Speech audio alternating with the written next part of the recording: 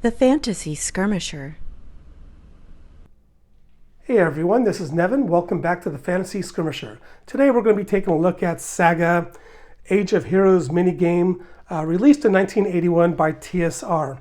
And I had just finished playing this game and was tallying up my final scores for the two heroes that I was playing, when my college-age daughter walked in and said, "Is this your new game? It looks lame." Of course, I think she was looking at this right here.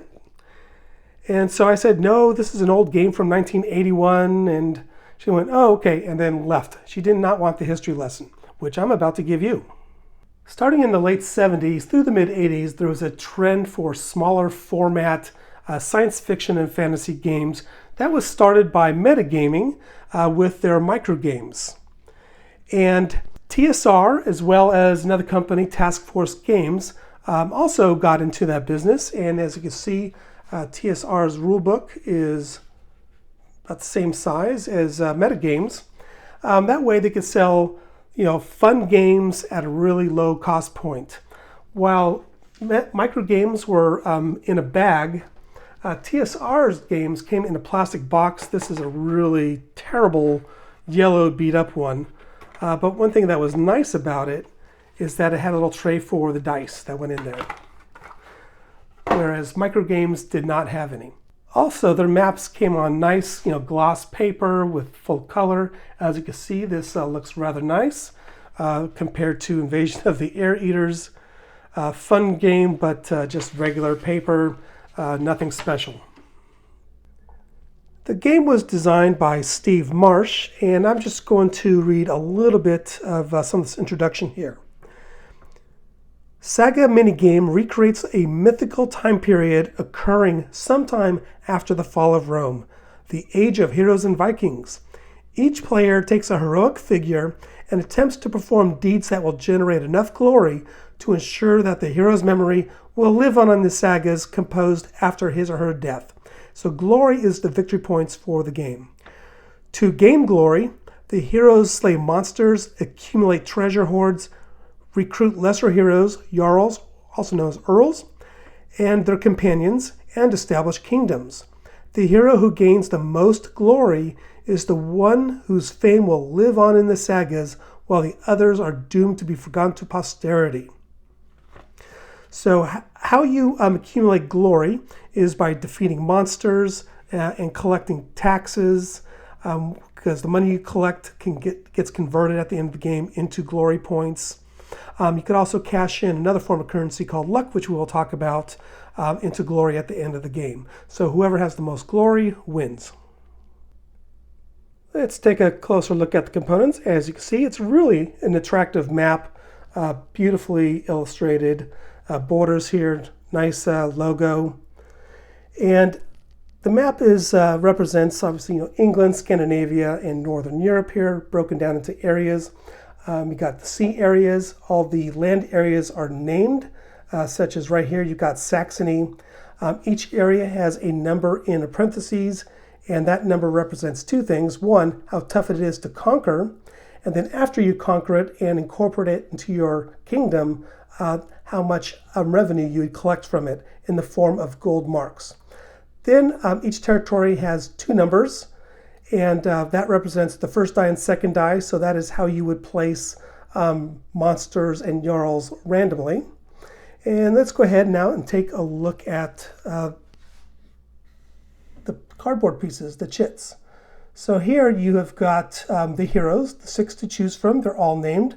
They have the same stats. So the first number on the left-hand side is the combat factor, combat strength. They all have 5. And then the movement is 4. After you select your hero, you're going to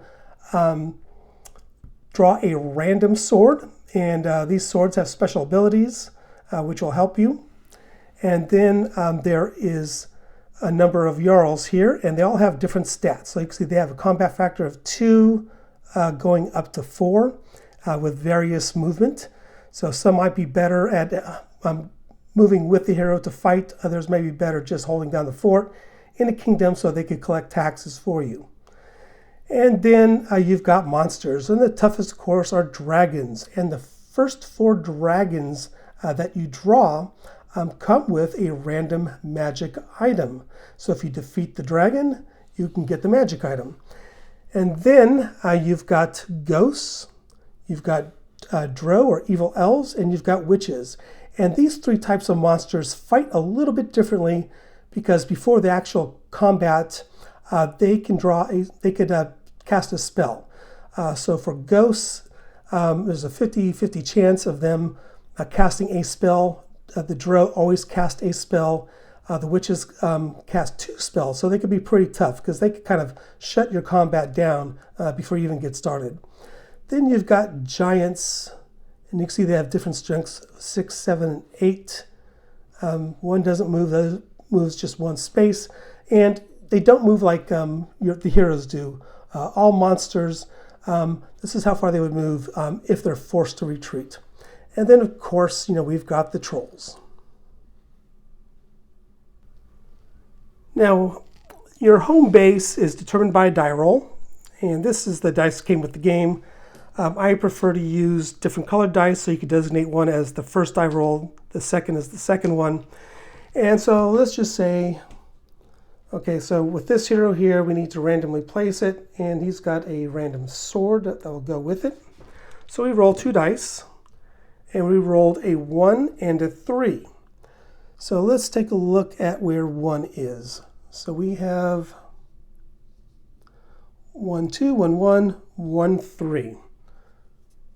So the hero will start right here, and then we have a second hero. With his sword, we're going to roll again. Rolled a 2, 2. All right, so it looks like they all start in Scandinavia. So this hero starts here. And then what you're going to do for the number of heroes, for the number of players that is, you're going to place that many monsters, and they're going to be random monsters that you would place in a cup. So let's just say I randomly pulled a drow. So we roll 2 dice. Boy, this die right here is rolled like ones 60% of the time at least during my game. All right, so we have a 1 and a 5. So 1 and 5 is right here. So we got the drow. And then you roll another monster because there's 2 heroes in play. Here we go, 5, 5. And let's just say randomly drew a dragon. So that dragon is going to come with a random treasure. And 5, 5 is in England. Let's take a look here. Oh, up in Scotland area. Here we go. So the dragon is up here. And then we do the same thing for the Jarls. So we roll the dice, and Jarls are placed face down. So let's just say there's a Jarl here, and there is a Jarl, let's just say right here. Okay, so now the game is set up and it's ready to play. Oh, also, you'd want like a Magic the Gathering die or something like that, or you could just use pencil and paper, but I used Magic the Gathering counter because there are 20 turns in the game, and I found this to be a really handy turn marker. Now the sequence of play starts with movement, and the hero with the most glory moves first, and then you break ties with die rolls. After that you have combat and Jarls, because you need to have combat with a Jarl, but instead of converting it to wounds or whatever, if you win, you could recruit them to your side if you spend 1 luck. And then after that comes the kingdoms and taxes phase. So if you have a kingdom and it is occupied, because if it isn't, it reverts back to its kind of wild state, so to speak, then you could collect taxes. And then what you do is you randomly place more monsters equal to the number of players as well as Jarls, and then you mark the turn. And that is it. Movement is quite simple and, well, kind of lame in my opinion, but let's just say we have a hero here. He wants to go up, try to defeat that dragon, which is kind of stupid considering he's on his own, right? He's got 5 with a +1 sword, so he's got a strength of 6 compared to this dragon's strength of 9. But let's just say he wanted to move into England. It doesn't matter whether it's moving by sea or land, it's just 1 movement point per space, and he's got 4, so 1, 2, 3, 4. That is his move. Now for the real players here in the game, And we say we did a roll off, and Eagle or Egil wins the die roll. So he would go first.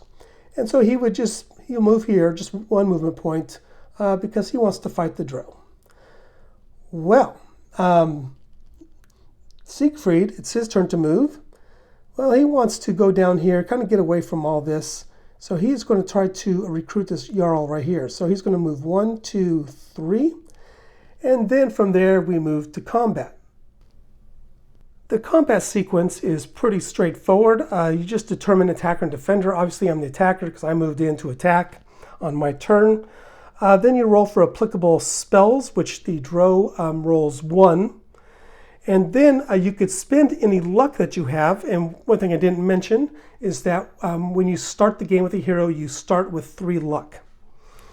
And so you can add luck, like 1 point of luck, just to modify your die by 1. If you spent all 3 of your luck, then you would add +3 to your die roll.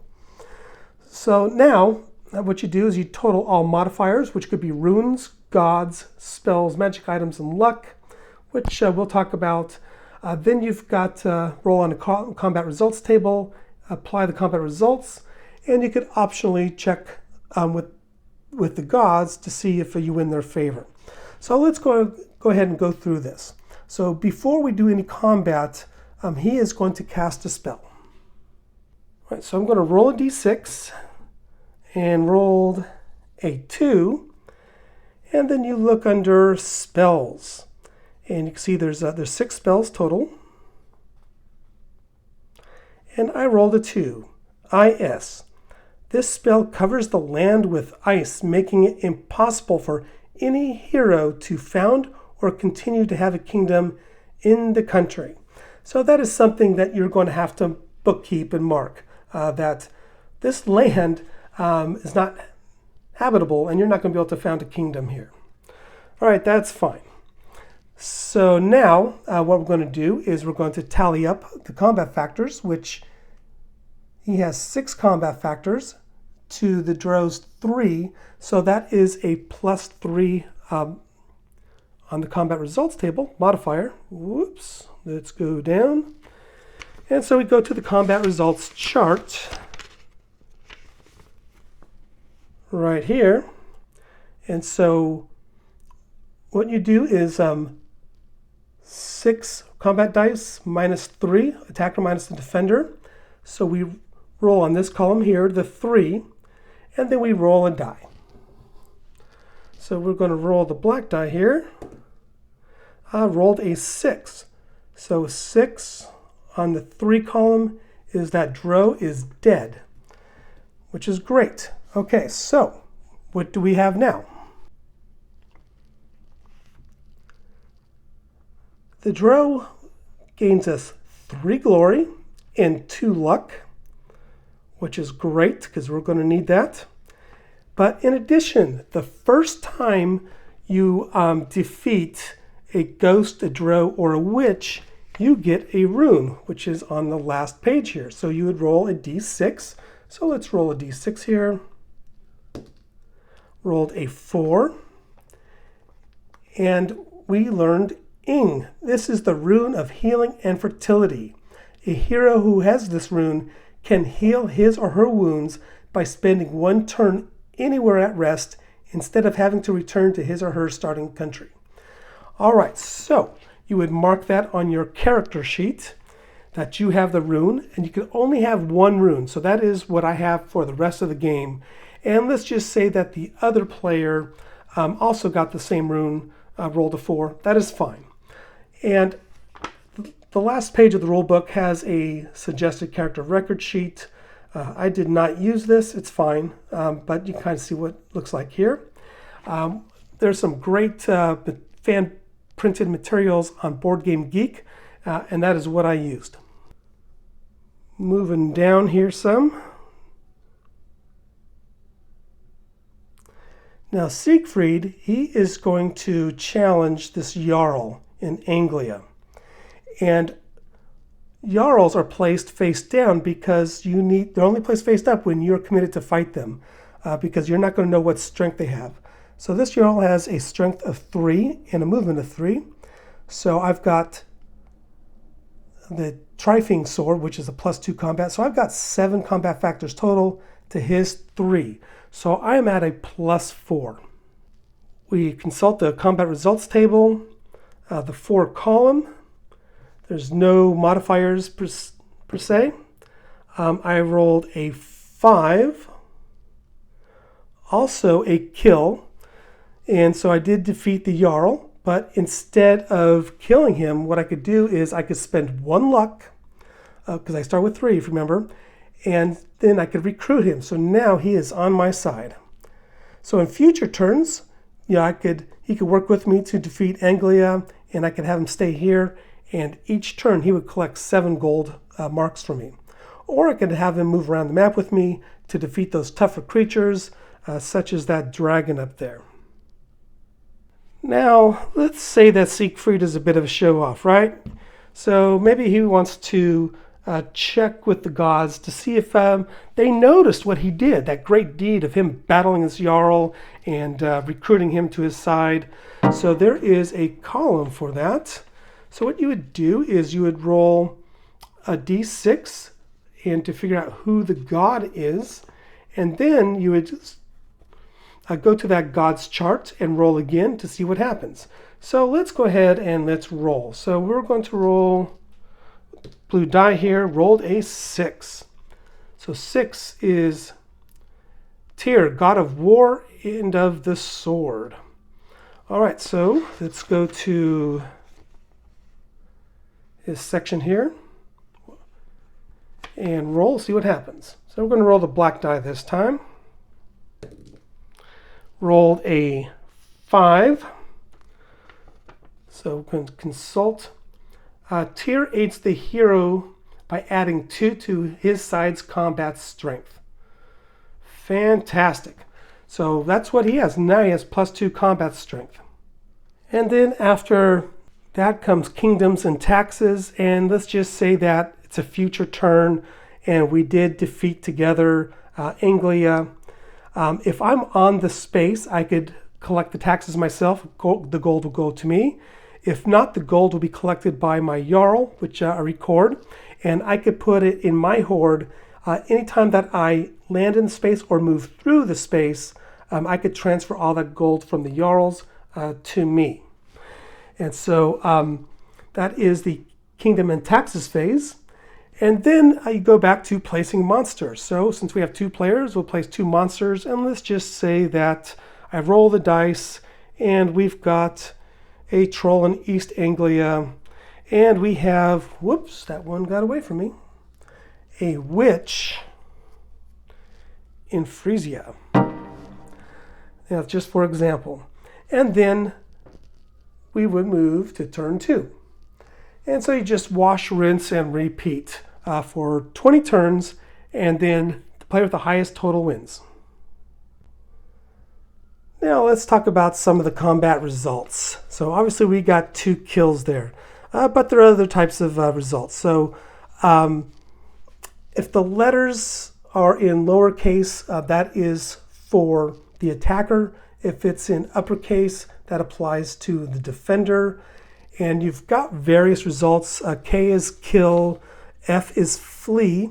And so if I made a monster flee, they would have to move the full movement points of their movement value, which is why they have them. So this dragon can move 3 spaces if I got a flee result for the defender.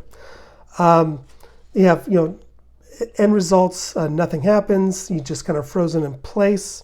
Wounds. So you could wound players. So if I wound a monster, it goes back to the pool, the supply pool, so it'll come out just somewhere else. If one of your heroes is wounded and gets another wound, then they are killed. And one thing I think is really interesting about this game, which I do like, is that there's 3 different things that you can choose to do if your hero has died. One, you can withdraw from play and just total up the glory as if the game were over. And then you just hope that none of the other players catch up with you. Or you could restart your hero. A restarted hero gets 3 points of luck and the magic weapon of the old hero, but you have to erase all of the glory, the Jarls, or your wealth. So that option, is for a player just to begin the game again. I think my favorite one is the third one, and that is transferring all of your heroes' luck and wealth over to a Jarl. So basically, and now they are your new hero. So say he died and I have a Jarl, I designate him, he would be the new hero. And so that is the third option there. Now, if a hero is forced to flee, then they lose 2 points of glory for fleeing. And that pretty much covers the main points of how the game plays, and I covered most but not all of the rules. I found the game somewhat enjoyable as solitaire. I noticed with 2 heroes, I had a hero here, another one in Scandinavia, and they really didn't interact too much. I think it would be a really fun beer and pretzels game with multiple players, like say 4 players or even 6, because that's going to force your heroes to attack each other, which they can do, in addition to the monsters and also the Jarls. And so attacking is a great way to take over kingdoms. So for example, if I have a Jarl that is holding the fort down in Wessex, which gives you 10 gold, you can have an enemy Jarl attack, and if he kills him, well, guess what? Any gold he's collected and hasn't transferred to his hero, now the conquering hero now takes that. So there's some good take that if you have enough players to force that interaction. But I think, overall it's an enjoyable game. For a solitaire play, I would rate this a 5 on the BGG scale. And I would say a 6, probably for multiplayer, maybe 7. I definitely want to try that with multiple players. I think one downside of this game with 20 turns, it can take a little bit too long for what it is. But again, if this is something you're interested in, obviously you could easily travel with this game, bring to a hotel room while you're on a business trip, or to your parents' house like I was last week in California. This is a very portable game, and if it's worth it to you to spend that, I think $40-something, which what I've seen on the internets is what they're asking for nowadays, that's a decision for you. But again, this was like a cup of warm cocoa, because it had that nice nostalgia feel and just a little piece of fantasy gaming history. All right, enough rambling. Thank you for watching. Please subscribe. Please let your gaming friends know that there's this mediocre channel called the Fantasy Skirmisher. And if you like my content, give me a like and subscribe. Thank you very much. Bye.